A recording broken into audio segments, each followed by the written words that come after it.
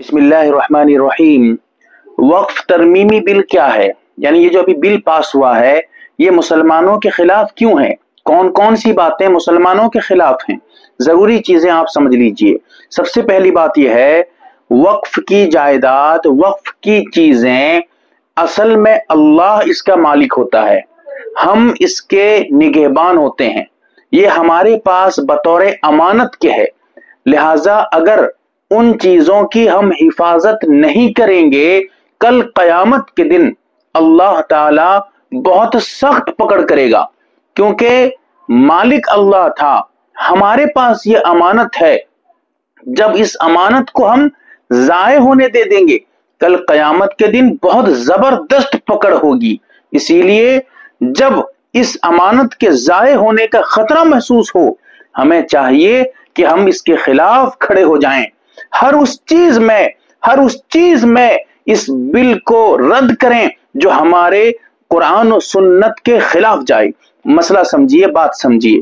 पहली बात, जो इस बिल में मुफीद है, अच्छी चीजें हैं, हमें मंजूर है, और जो मुफीद नहीं है, शरीयत के खिलाफ है, बिल्कुल सरीह कुरान और सुन्नत हदीस के खिलाफ, हम उसको नहीं मान सकते, नामंजूर है।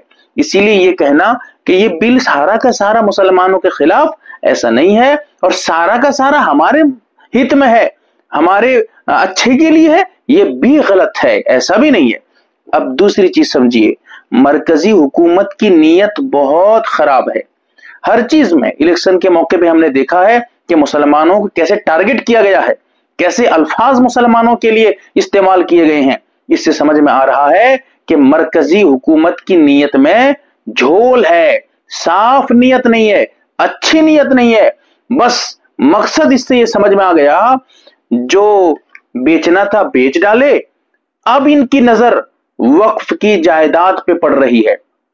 ये सोच रहे हैं कि इनके पास तो बहुत बहुत जमीनें पड़ी हुई हैं, बहुत जायदाद पड़ी हुई हैं, लिहाजा हम इसको बेचेंगे, सरमाएदारों को देंगे, बड़ी बड़ी कंपनियों को देंगे, इनको हड़पेंगे और इससे अच्छा खासा जो है माल निकालेंगे। ये बहुत खतरनाक सोच है, क्योंकि हमें मालूम है इनकी नीयत दुरुस्त नहीं है। नंबर 3, इस कानून में एक कैद लगाया गया है कि 5 साल पुराना मुसलमान होगा वही इस में जो है वक्फ कर सकता है, वरना नहीं कर सकता। जबकि मंदिर के लिए ऐसा नहीं है, किसी और मजहब के मानने वालों के लिए जो उनकी अपनी अपनी कानूनी चीजें हैं उनमें ऐसा नहीं है, लेकिन मुसलमानों के लिए ये शर्त लगा दी गई कि अगर कोई वक्फ करेगा तो 5 साल का मुसलमान होना जरूरी है। इससे मालूम हुआ कि ये इंसाफ नहीं है, ये मुसलमानों के साथ ज्यादती है कि कानून किसी के लिए एक और बनेगा, मुसलमानों के लिए एक और बनेगा। अगर कोई गैर मुस्लिम किसी मंदिर को देना चाहेगा तो एक दिन का गैर मुस्लिम था वो भी दे देगा। अगर जो है मुर्तद हो गए, यहां से गया और एक दिन के बाद वो किसी मंदिर को अपनी जायदाद दे दिया तो मान लेंगे दे दिया। लेकिन अगर कोई काफिर मुसलमान होता है, इस्लाम कबूल करता है, एक दिन के बाद दे देगा जायदाद अपनी मस्जिद को, मदरसे को, या जो है कब्रिस्तान को, ईद तो कहेंगे ये कबूल नहीं है। सोचिए, मुसलमानों के साथ ये नाइंसाफी है। मुसलमानों जागो, कब जाओगे? वक्त नहीं, पछताओगे, नस्लें तुम्हारी बद्दुआ करेंगी तुम्हारे लिए, क्योंकि तुमने वक्त पर इन चीजों को लगाम नहीं दिया, तुमने बंद नहीं किया। अब बहरहाल ये बहुत खतरनाक शर्त है। 5 साल, मालूम होगा कि किसी के लिए कह देंगे कि भाई ये 2 साल के बाद दे दिया था, मस्जिद की जमीन थी, मस्जिद बनी हुई थी, किसी के लिए कह देंगे कि ये 2 साल के बाद दिया था और ले जाओ, आप साबित भी नहीं कर पाएंगे। ये सारी चीजें, मस्जिदें आपकी छीन जाएंगी। इसी तरह ये इससे मालूम हुआ कि एक कैद इसमें ये लगा रहे हैं कि मुसलमान होना शर्त है, जबकि इस्लाम में वक्फ करने के लिए मुसलमान होना शर्त नहीं है। कोई भी वक्फ कर सकता है, किसी भी मजहब का मानने वाला वक्फ कर सकता है। वक्फ का मतलब ये होता है कि गरीबों के लिए, फकीरों के लिए किसी चीज को छोड़ देना, अल्लाह के लिए किसी चीज को दे देना। जैसे कोई आदमी जमीन दे दिया मस्जिद के लिए, कोई आदमी जमीन दे दिया कब्रिस्तान के लिए, कोई आदमी जमीन दे दिया लोगों के भले के लिए, कोई आदमी दरख्त दे दिया गरीबों को खाना वगैरह, यानी उसमें जो फल होगा वो खाएंगे, वक्फ कर दिया। کوئی باغ دے دیا، یہ سب چیزیں ہیں، کوئی بھی کر سکتا ہے. لیکن اس قانون میں یہ بنایا گیا کہ وقف جو کرے گا وہ صرف مسلمان ہی ہو سکتا ہے، وہ بھی 5 سال کا.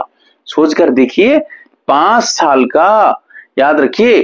اسی لیے یہ ہمارے مذہب کے خلاف ہے. ہمارے مذہب میں کوئی بھی دے سکتا ہے، اور 5 سال کی کوئی قید نہیں ہے، 1 دن میں 1 سیکنڈ میں بھی دے سکتا ہے. اب اس میں بہت بڑی چیز ہے. آپ کو یہ کہیں گے کہ آپ نے مسجد کو زمین دے دی، مسجد بن گئی، اور ہمارا مسئلہ یہ ہے کہ مسجد جہاں بن جاتی ہے، نیچے سے لے کر اوپر تک، 7 آسمانوں تک ہر چیز مسجد میں آ جائے گی، ہر چیز مسجد میں داخل ہو جائے گی. لہٰذا مسجد کو اگر کوئی توڑے گا تو یہ برداشت نہیں کر سکتا مسلمان. لیکن اب یہ مسجد کو توڑنے کا راستہ نکال رہے ہیں. کہہ دیں گے کہ یہ وقف کی زمین پہ ہے اور اس کے لیے کوئی کاغذات نہیں ہے، یا کوئی دینے والا تھا وہ اتنے سال میں مسلمان ہوا پھر دے دیا، اور اس کے دینے کا کوئی اعتبار نہیں ہوگا، اور اس زمین کو چھین کر لے جائیں گے. سوچ کر دیکھیے، مسجد، مدرسہ، قبرستان اور آپ کا عیدگاہ، یہ سب خطرے میں ہے. بہت خطرناک چیز ہے. اسی لیے اس کو سمجھیے. ہمارے پاس اسلام میں ایک چیز اور یہ ہے کہ کوئی بھی زبانی وقف کر سکتا ہے، کاغذات کی ضرورت نہیں ہے. کوئی زبان سے کہہ دیا میں اپنی زمین کو وقف کر دیا، وقف ہو گیا اس کا صحیح. لیکن اب اس قانون میں، پہلے قانون تھا 1995 میں جو ایکٹ بنا تھا، اس وقت یہ قانون تھا کہ زبانی کوئی وقف کرے گا تو مان لیا جائے گا، کوئی غیر مسلم بھی وقف کرے گا مان لیا جائے گا. لیکن اب یہ سب بدل گیا، اس میں ترمیم کر دی گئی ہے. پہلے والا جو قانون تھا ہمیں منظور تھا کیونکہ وہ ہمارے اسلام کے مطابق تھا. یہ قانون ہمارے مذہب کے مطابق نہیں ہے. اس میں جو ترمیم کی جا رہی ہے، اس میں جو کمی زیادتی کی جا رہی ہے، یہ ہمارے خلاف ہے، ہمارے مذہب کے خلاف ہے، اسلام پر حملہ ہے. اس کو مسلمان برداشت نہیں کر سکتا. اسی لیے اس کو سمجھیے. کہتے ہیں کہ زبانی وقف کرے گا تو اعتبار نہیں ہوگا، جبکہ زبانی وقف کا اعتبار پہلے سے ہوتا تھا. جب پہلے سے یہ قانون چلتا تھا، لوگ اس اعتبار سے وقف کرتے تھے، کاغذات کی ضرورت نہیں پڑتی تھی. معلوم ہوا کہ بغیر کاغذ کے کوئی زبانی وقف کر دیا، مسجد بن گئی. اب یہ اس کو کہیں گے کہ نہیں، وہ تو زبانی وقف کیا تھا، لہٰذا مسجد توڑو. اب مسجد آپ کو توڑنی پڑے گی. مسلمانوں، تمہارا خون کیسے گرم نہیں ہو رہا ہے؟ کیسے تم نیند سے جاگ نہیں رہے ہو؟ تمہاری مسجد توڑی جائے گی آگے چل کر. یہ بہت خطرناک راستہ کھولا جا رہا ہے. مسلمانوں، ہلاکت کا وقت آ گیا. اگر جاگو گے نہیں تو یاد رکھو بہت برا حال ہوگا. اسی لیے ان چیزوں کو سمجھا کریے. زبانی وقف کا اعتبار اب ختم کر دیا گیا. لہذا وقف کی جتنی زمینیں ہیں، اگر ان کا کاغذات نہیں ہے، ساری زمینیں سرکار لے کر ہڑپ لے گی. ساری زمینیں سرکار لے جائے گی. جو کروڑ پتیوں کو، ارب پتیوں کو، بڑی بڑی کمپنیوں کو، جائیداد والوں کو، سرمایہ داروں کو دینا شروع کر دے گی، بیچنا شروع کر دے گی. وہاں سے سوچئے کتنا نقصان ہوگا مسلمانوں کا. اسی لیے اس کی طرف دھیان دیجئے. اسی طرح اس میں یہ بھی کہا گیا ہے کہ مرکزی حکومت کے مرضی کے مطابق اوقاف خرچ ہوں گے. جو قانون میں بھی ترمیم ہو رہی ہے. پہلے کیا تھا؟ پہلے قانون یہ تھا کہ ہمارے مذہب میں، اسلام میں یہ ہے، واقف کی شرط کی رعایت ضروری ہے. اسلام کہتا ہے واقف یعنی وقف کرنے والا جو شرط لگا کر دیا کہ یہ سامان جو میں وقف کر رہا ہوں یہ صرف بیواؤں کے لیے ہے، تو وہ سامان صرف بیواؤں میں خرچ ہوگا. یہ کہتا ہے کہ یہ زمین دے رہا ہوں صرف قبرستان کے لیے، لہذا اس کی زمین پہ آپ مسجد نہیں بنا سکتے، اس کی مسجد پہ آپ قبرستان ہی بنائیں گے، کیونکہ وہ شرط لگا کر دے رہا ہے کہ اسی شرط پہ میں دے رہا ہوں تمہیں. لیکن پہلے سے یہ چلتا تھا، لیکن اب یہ قانون ختم کر دیا گیا. اب یہ کہا گیا کہ نہیں، یہ قانون مرکزی حکومت کے مرضی کے مطابق وہ جہاں چاہیں گے وہاں خرچ کر دیں گے، اور واقف کی شرط کی کوئی رعایت نہیں ہوگی. جبکہ یہ بھی اسلام کے بنیادی مسائل پہ حملہ ہے. یاد رکھیے، بہت ضروری چیزیں ہیں، اس کو ذہن میں رکھیے. ایسا کچھ پہلے نہیں تھا، لیکن اب اس قانون میں ترمیم ہو رہی ہے. اسی طرح یہ کہا گیا ہے وقف کی کمیٹی جو بنے گی اس میں 7 افراد جو ہوں گے وہ غیر مسلم ہوں گے، یعنی اکثریت غیر مسلموں کی ہوگی. جبکہ یہ بھی نا انصافی والی باتیں ہیں اور مسلمانوں کے پیٹ میں چھرا ہے. یاد رکھیے، مسلمان کی زمین مسلمان وقف کر رہا ہے، اللہ کے لیے دے رہا ہے، اور اس میں قبضہ کرنے والا غیر مسلم ہوگا. سوچ کر دیکھیے. آپ اپنی زمین دیں گے، اللہ کے راستے میں دیں گے، اور اس کا مالک بنے گا غیر مسلم، بیٹھ کے اس پہ قبضہ کرے گا، وہاں اس کی حکومت چلائے گا اس کے اوپر. سوچئے کیا چیز ہے یہ، اس کو سمجھنے کی ضرورت ہے. جبکہ مندر کے لیے مسئلہ یہ تھا، ابھی بھی مندر کا قانون یہی ہے کہ مندر میں جو ممبر بنیں گے وہ صرف اور صرف غیر مسلم بنیں گے. مندر کا جو قانون تھا پہلے، اب بھی وہی ہے کہ مندر میں جو ان کے ممبر بنیں گے وہ صرف غیر مسلم، کوئی مسلمان نہیں بن سکتا، کافر ہی بنے گا، ہندو ہی بنے گا. لیکن اب سوچ کر دیکھیے، مسلمانوں کے لیے ہو گیا کہ مسجد مدرسہ جو بھی ہے اس کے اصل جو ہے ذمہ دار بنیں گے، کون بنیں گے؟ غیر مسلم بنیں گے. سوچئے آپ پہ حکومت کرنے کے لیے کون کون سی سازشیں چل رہی ہیں. مسلمانوں جاگو جاگو. اسی طرح یہ بھی کہا گیا ہے کہ وقف میں جو ایک سسٹم تھا، ٹریبونل جسے کہتے ہیں، یعنی ایک شکایت کرنے کی جگہ تھی. سمجھیے کہ وقف کی چیزوں میں کوئی گڑبڑی ہو رہی ہے، کچھ چیزیں غلط سلط ہو رہی ہیں، آپ وہاں جا کر شکایت کر سکتے ہیں، پھر اس کے اعتبار سے وہاں فیصلہ ہوگا. اب سمجھیے وہ جو تھا سسٹم، اس کو اٹھا دیا گیا، لہٰذا کلیکٹر مالک بن گیا، کیونکہ ہر علاقے کا کلیکٹر اس کا مالک ہوگا. لہٰذا کلیکٹر جو کہہ دے گا، فیصلہ کرے گا، وہی فیصلہ. آپ اس فیصلے کے خلاف آپ جا بھی نہیں سکتے. سوچئے قانونی کارروائی کر نہیں سکتے، دروازہ بند. یہ تو تاناشاہی ہے، یہ تو ظلم ہے، یہ تو مسلمانوں تمہیں دبایا جا رہا ہے. یاد رکھو کہ جو ہم کہیں گے وہی مانو گے تم، یہ تو ہو رہا ہے. اسی لیے اس کو سمجھ لیجئے، یہ آپ پہ بہت خطرناک حملہ ہونے جا رہا ہے. اس کو آپ بہت غور، بہت جو ہے ضروری سمجھ کر اس کو اپنے ذہن میں ڈالیے کہ وہ سسٹم ختم، آپ شکایت ہی نہیں کر سکتے، آپ پہ ظلم ہوگا.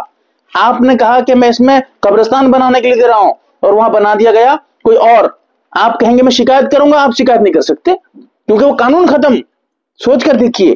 اسی طرح ایک قانون اس میں یہ بھی اضافہ کیا گیا ہے، بڑھا دیا گیا ہے کہ 12 سال تک اگر کوئی قبضہ کر کے رکھا ہے، وقف کی زمین ہے اور کوئی قبضہ کر کے رکھا ہے 12 سال تک، اور 12 سال تک وقف والوں کو سمجھیے کہ معلوم نہیں ہوا، یا انہوں نے جان بوجھ کر شکایت نہیں کی قبضہ کرنے والے کے خلاف، تو کہتے ہیں کہ 12 سال کے بعد اگر شکایت کرے گا تو وہ زمین وقف کی نہیں مانی جائے گی، بلکہ اسی کو دے دی جائے گی. کیا ظلم ہے دیکھیے.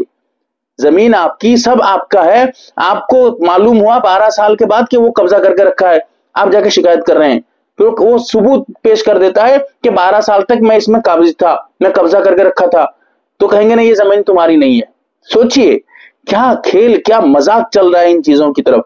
اسی لیے میں آخر میں یہ کہنا چاہوں گا، وعدہ لینا چاہوں گا آپ لوگوں سے کہ جہاں بھی مسلم پرسنل لا بورڈ یا پھر جمعیت علماء ہند یا کسی بھی تنظیم کی طرف سے وقف بورڈ کے خلاف کہیں آپ کو آواز دی جائے، آپ کو بلایا جائے، آپ کا جو ہے مطالبہ کیا جائے، تو فوراً جتنے جلد ہو سکے آپ اس کی طرف توجہ دیں، اور جتنے جلد ہو سکے آپ جو ہے فوراً وہاں شریک ہوں، شرکت کریں، تاکہ آپ کے باپ داداؤں کی زمینیں کوئی ہڑپ کے نہ لے جائے.